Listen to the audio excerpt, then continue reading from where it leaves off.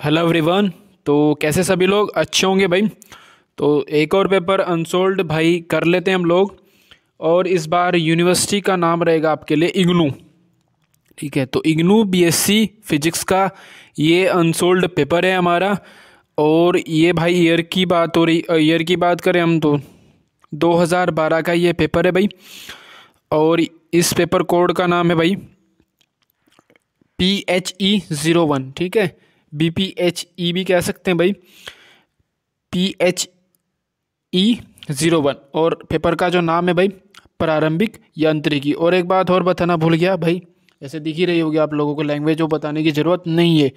ये हिंदी मीडियम वालों के लिए है भाई, इंग्लिश मीडियम वालों के लिए भी पेपर भाई डाल दिए जाएंगे क्योंकि। और आप लोगों को कोई भी टॉपिक में भाई, मैं हर वीडियो में यही कह रहा हूँ कि आप लोगों को किसी भी टॉपिक में अगर परेशानी होती है भाई, तो आप लोग उसके लिए कमेंट कर देंगे, उसके नोट्स आप लोगों को हम दे देंगे। तो चले जी, इसमें नोट क्या दिया हुआ है भाई वो देख लेते हैं। पहले टाइमिंग इसमें 1.5 घंटे की रहती है भाई। और मैक्सिमम मार्क्स जो रहते हैं भाई हमारे 25 रहते हैं। ये हमें सब मतलब सब लोगों को पता है भाई पेपर पैटर्न का। तो सभी पर्सन करने हैं भाई। इसमें प्रत्येक पर्सन के अंक उसके सामने दिए हुए हैं। ठीक है भाई, जैसे क्वेश्चन दिया होगा आपको उसी के सामने आपको मार्किंग है भाई क्वेश्चनों की वो दे दी जाएगी। तो इसमें से भाई जो पहला क्वेश्चन है भाई, इसमें भाई 4 भाग दिए होंगे। ठीक है, जैसे ही नीचे की ओर चलेंगे हम आप लोगों को 4 भाग दिए जाएंगे, यानी कि ABCD। तो इसमें से 2 भाग करने हैं हमें। चले जी, तो पहला भाग है हमारे पहले क्वेश्चन का, आवेग संवेग प्रमेय का कथन दे।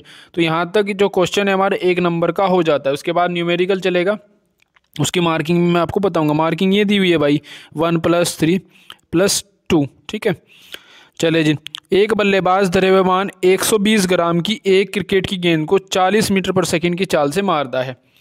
तो 120 ग्राम उस क्रिकेट की गेंद का हमें मास दे दिया, द्रव्यमान दे दिया भाई। और स्पीड कितनी स्पीड से मारता है भाई इसको, 40 मीटर पर सेकंड। तो आगे पढ़ते हैं भाई, फिल्डर गेंद को रोकता है और गेंद उसके हाथों में 10⁻³ सेकंड में विराम अवस्था में आ जाती है। ठीक है भाई, तो फिल्डर के द्वारा गेंद पर लगाया गया औसत बल निकालना है भाई। तो यहाँ तक जो क्वेश्चन है हमारा न्यूमेरिकल चला था, यहाँ तक कि क्वेश्चन का आंसर जो है आप देंगे उस पर आपको 3 मार्क्स मिलेंगे अगर वो सही होता है तो। उसके बाद कहाँ से स्टार्ट होगा भाई क्वेश्चन, कार्य ऊर्जा प्रमेय का प्रयोग कर इस औसत बल द्वारा गेंद पर किया गया कार्य प्राप्त करें। तो पहले तो औसत बल निकालना था, 2-3 चीज़ें हमें दी हुई है भाई। उसके हाथों में गेंद कितनी विरामावस्था में आ जाती है भाई, 10⁻³ सेकंड में। ठीक है भाई, ये टाइम दे दिया और उसका द्रव्यमान दे रखा है भाई, और जिस स्पीड से वो मारता है उसको वो स्पीड हमें दे रखी है। तो पहले हमें औसत बल निकालना है और फिर कार्य ऊर्जा प्रमेय का प्रयोग कर इस औसत बल द्वारा, ठीक है, औसत बल आ जाएगा।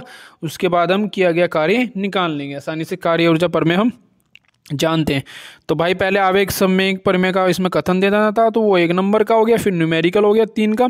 फिर कार्य ऊर्जा प्रमेय जहाँ से स्टार्ट हो रही है उसका उपयोग करके हमें औसत बल निकालना है, औसत बल द्वारा क्या कार्य निकालना है, वो हो गया आपका 2 मार्क्स का। ठीक है, तो ये पहला पार्ट था हमारा। अब दूसरे पार्ट की ओर चलते हैं हम लोग। द्रव्यमान 60 किलो, ठीक है, द्रव्यमान 60 kg की एक बच्ची है भाई, 20 किलोग्राम द्रव्यमान की एक साइकिल को 5 मीटर पर सेकंड की इस अचर चाल से चलाती है भाई। तो इसमें भाई बच्ची का द्रव्यमान 60 किलोग्राम हो गया, और गेंद का जो साइकिल का जो द्रव्यमान है भाई वो 20 kg हो गया। और किस चाल से चला रही है वो, 5 मीटर पर सेकंड से। इस चाल को बनाए रखने के लिए उसे कितनी शक्ति लगानी होगी, शक्ति निकालनी है भाई। तो इसमें भी 2 पार्ट दे रखे हैं हमें। पहला, समतल भूमि पर चल रही हो। ठीक है भाई, जो बच्ची है हमारी वो समतल भूमि पर, ठीक है भाई, समतल भूमि पर चल रही हो। और सेकंड पार्ट है इसका, 30 डिग्री ढलान वाले नत तल पर ऊपर की ओर चल रही हो। ठीक है भाई, ढलान दे दिया इसने 30 डिग्री का और वो नत तल पर ऊपर की ओर चल रही हो। दोनों की स्थितियों में 30 न्यूटन का घर्षण बल लगता है भाई। ठीक है, और जी का वैल्यू हमें इतना लेना है। तो दोनों पार्ट आप लोग कर सकते हैं इसमें से। चलिए जी, अब हम पहले क्वेश्चन के तीसरे पार्ट की ओर चलते हैं भाई।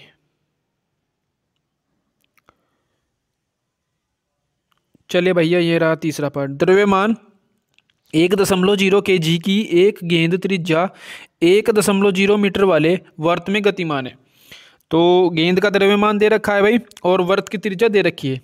यदि वह 2 रेडियन पर सेकंड की अचर कोणीय चाल से गति कर रही है, ठीक है, कोणीय चाल दे दी उसकी, तो उसके त्वरण की गणना करनी है हमें, ठीक है, उसके त्वरण की गणना करनी है। मान लें कि गेंद विरामावस्था से चलना शुरू करती है और 0.02 रेडियन पर सेकंड इस -2 यानी कि सेकंड की पावर -2 के अचर कोणीय त्वरण से गति करती है। तो भाई क्या कहा इसने, विरामावस्था से चलना शुरू करने के लिए सेकंड बाद गेंद पर लग रहा नेट बल क्या होगा, ठीक है। सेकंड दे दी उसने भाई, और बताना है हमें नेट बल, ठीक है। तो विरामावस्था से जब चलना शुरू कर रही थी तो उसने कोणीय त्वरण दे रखा है भाई इतना, और आप लोगों को उसने टाइम दे दिया भाई जब वो चल शुरू करने के लिए 60 सेकंड बाद, ठीक है। विरामावस्था से चलना शुरू करने के 60 सेकंड बाद गेंद पर लग रहा नेट बल क्या होगा भाई, ये हमें निकालना है नेट बल। उसके बाद हमारा भाई चौथा पार्ट क्या है भाई, डी, ठीक है।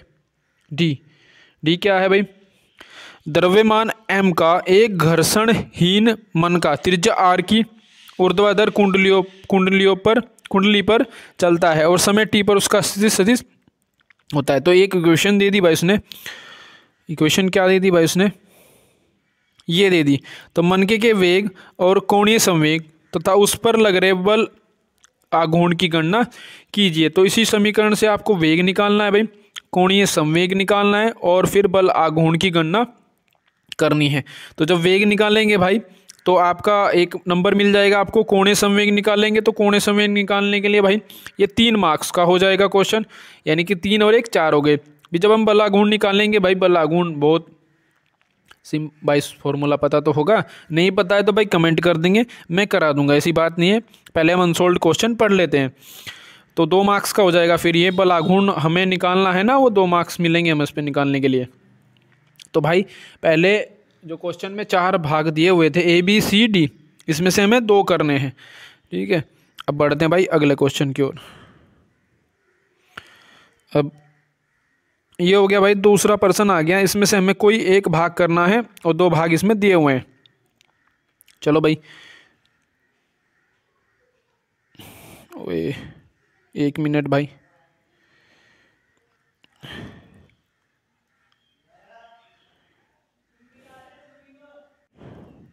ठीक है भाई। तो चलिए जी, ये थोड़ा सा कोई एक भाग करना है। केंद्रीय बलों के अधीन गति के लिए समान क्षेत्रफल नियम व्युत्पन्न करें, ठीक है। समान क्षेत्रफल नियम व्युत्पन्न करना है भाई। 5 नंबर का है ये क्वेश्चन। चलिए जी, अपने इसके दूसरे पार्ट पर चलते हम लोग। ये रहा इसका दूसरा पार्ट बी, इसको थोड़ा सा ये लो, ठीक है भाई। अपने बीच लग रहे पारस्परिक गुरुत्वाकर्षण बल के अधीन गतिमान दो कणों का निकाय लें, ठीक है भाई। तो भाई 2 कणों का निकाय लेना है हमें, जिसमें कणों के द्रव्यमान m1 m2 है।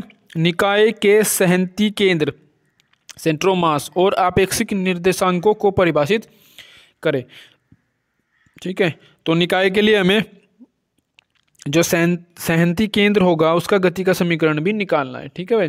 तो निकाय का सेंटर ऑफ मास और जो आपेक्षिक निर्देशांक है उन्हें परिभाषित करना है, और जो सहनती केंद्र है भाई सेंटर ऑफ मास की है उसका हमें समीकरण देना है भाई। चलिए जी,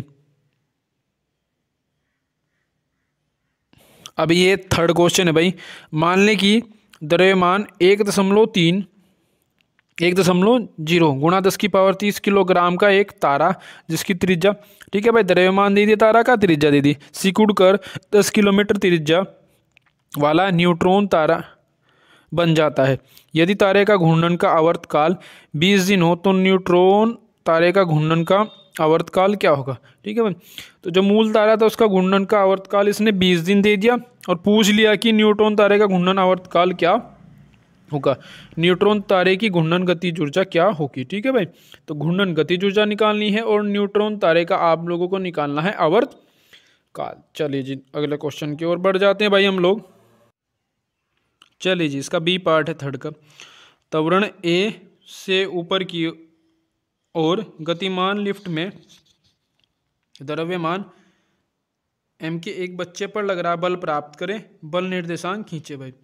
ए से ऊपर की ओर गतिमान लिफ्ट में द्रव्यमान एम के एक बच्चे पर लग रहा बल प्राप्त करना है और बल निर्देशांक आरेख खींचना है हमें, या फिर आप ये भी क्वेश्चन कर सकते हैं भाई, या में दे दिया इसने, कहाँ जा रहा है भाई, यही आ जा।